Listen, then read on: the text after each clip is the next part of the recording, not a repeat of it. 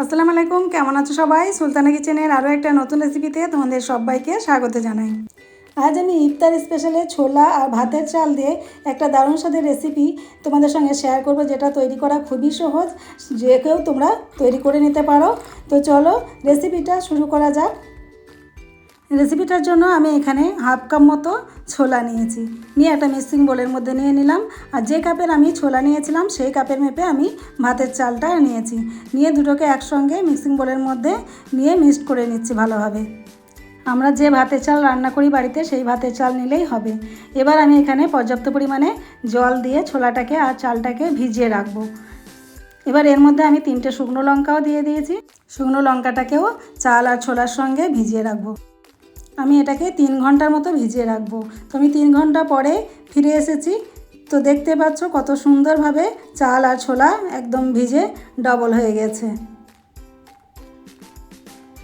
তো এবার আমি লঙ্কাগুলোকে তুলে সাইডে রেখে দেবো, আর চালটাকে আর ছোলাটাকে খুব ভালোভাবে ধুয়ে নিতে হবে। দেখো কত নোংরা বেরিয়েছে। তো এটাকে যতক্ষণ না পরিষ্কার জল বেরোবে স্বচ্ছ, ততক্ষণ পর্যন্ত এটাকে ধুয়ে নিতে হবে। তো আমি খুব ভালোভাবে ধুয়ে নিয়েছি। এবার আমি এখানে একটা মিক্সিং জার নিয়েছি, মিক্সিং জারের মধ্যে ছোলাটাকে আর চালটাকে নিয়ে নেব।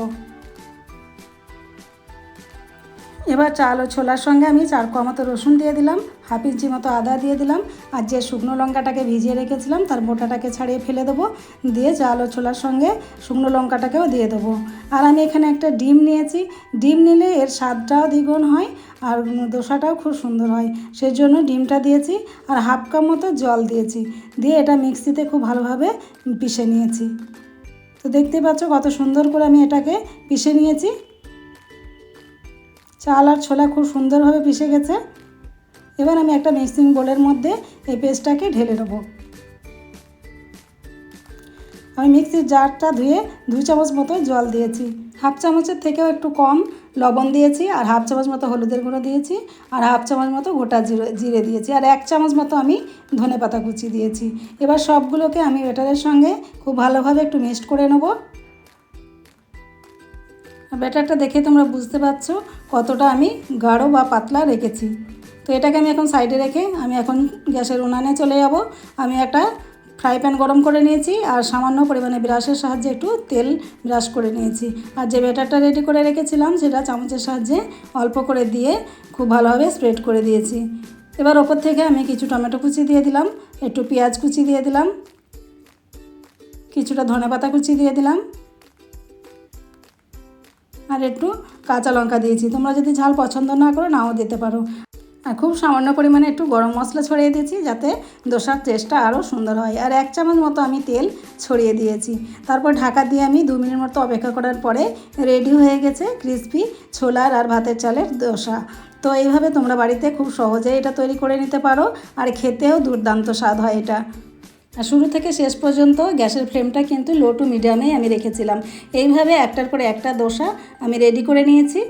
এটা তৈরি করা খুবই সহজ, তো তোমরাও এভাবে বাড়িতে অবশ্যই একবার ট্রাই করে দেখতে পারো, আশা করি ভালো লাগবে। ছোলা আর ভাতের চাল দিয়ে একদম নতুন ধরনের রেসিপিটা বাড়িতে তৈরি করে সবাইকে অবাক করে দিতে পারো। তো অবশ্যই বাড়িতে একবার তোমরা ট্রাই করতে পারো, আশা করি খুবই ভালো লাগবে। আর এই দোসাটা খুবই ক্রিস্পি হয়।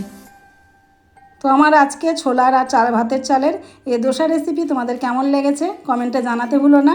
আর ভালো লাগলে একটা লাইক অবশ্যই দিয়ে যেও। আর তোমরাও বাড়িতে এভাবে ট্রাই করলে জানিও কেমন হয়েছে।